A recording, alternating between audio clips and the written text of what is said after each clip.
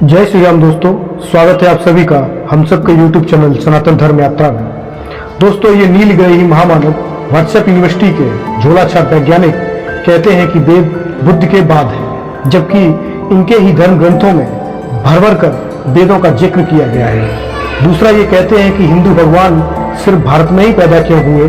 तो यही प्रश्न इनके लिए भी है कि जो इनके अनुसार 28 बुद्ध हुए हैं, तो एक भी बुद्ध जम्बू द्वीप के बाहर पैदा होने की हिम्मत क्यों नहीं कर पाया। उसके बाद ये कहते हैं कि हिंदू धर्म में शूद्रों को दोयम दर्जे का नागरिक समझा जाता है, जबकि इनके धर्म ग्रंथों में शूद्रों, वैश्यों, स्त्रियों को बोधिसत्व बनने के लायक तक नहीं बताया गया। तो इन्होंने शूद्रों के सम्मान में कौन से चार चांद लगा दिए हैं। इसके उलट हिंदू धर्म ग्रंथों में साफ साफ लिखा है कि जन्म से सभी शूद्र होते हैं, वे अपने कर्म और ज्ञान से ब्राह्मण, क्षत्रिय, वैश्य और शूद्र बनते हैं। इस पर मैं पहले भी एक वीडियो बना चुका हूँ।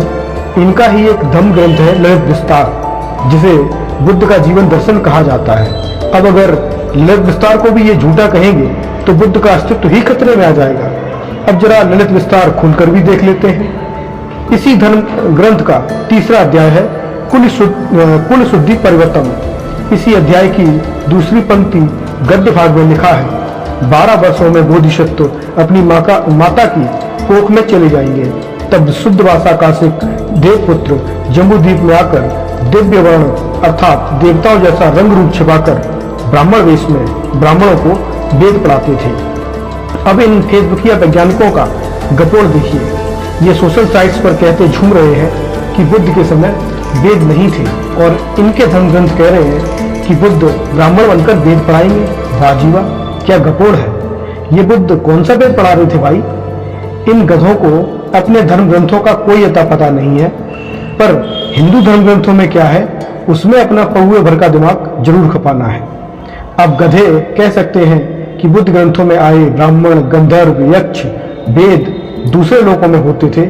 चलो, हम इनकी ये बात भी मान लेते हैं, पर यहाँ पर बुद्ध वेद पढ़ा रहे हैं। इससे स्पष्ट होता है कि दूसरे लोकों में भी वेदों का अध्ययन होता था। इसलिए जम्बूद्वीप में आकर देवपुत्र वेद पढ़ाएंगे, ऐसा प्रमाण आपके ग्रंथ दे रहे हैं, और यह चीख चीख कर कह रहे हैं कि वेद बुद्ध से पूर्व के हैं। वेदों की प्राचीनता की पुष्टि तो मेगस्थनीज के यात्रा वृतांत से भी होती है। यहाँ पर मेगस्थनीज विद्वान जनों को ब्राह्मण लिखता है, और राजा का यज्ञों में जाना भी लिखता है, जो कि वैदिक है। पर वही मेगस्थनीज कहीं पर भी बुद्ध या उनसे जुड़ी हुई किसी बात का जिक्र नहीं करता। अर्थात मेगस्थनीज को वेदों की जानकारी थी, बुद्ध की नहीं थी, फिर भी वेद बुद्ध के बाद है। ऐसी गलतफहमी में कुछ मंदबुद्धि जीने को मजबूर है। अब बात करते हैं कि देवी देवता भारत में क्यों पैदा हुए, अन्य देशों में क्यों नहीं।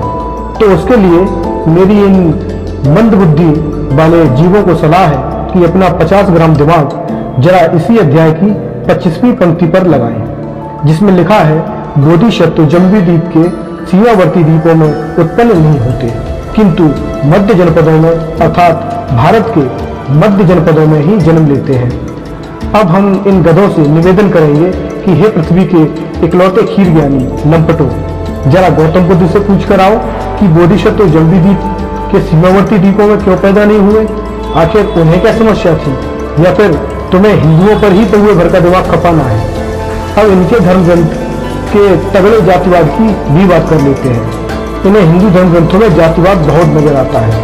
जरा इनके धर्म ग्रंथों में भी देख लेते हैं कि क्या लिखा है। इसी ललित विस्तार के पृष्ठ संख्या 60 और 61 पर लिखा है कि बोधिसत्व हीन कुलों में, चंडाल कुलों में, रथकार कुलों में, निषाद कुलों में उत्पन्न नहीं होते, किंतु वो 2 ही कुलों में ब्राह्मण और क्षत्रियों में जन्म लेते हैं। जब लोक में ब्राह्मण बड़े चढ़े रहते हैं तो ब्राह्मण कुल में, और जब क्षत्रिय बड़े चढ़े रहते हैं तो क्षत्रिय कुल में जन्म लेते हैं। अब आप देखिए कि हिंदुओं में जातिवाद बताकर हल्ला मचाने वाले कैसे अपने धर्म ग्रंथों में लिखे बैठे हैं कि शूद्र केवल नमोबुद्धाय कर सकते हैं, बुद्ध नहीं बन सकते।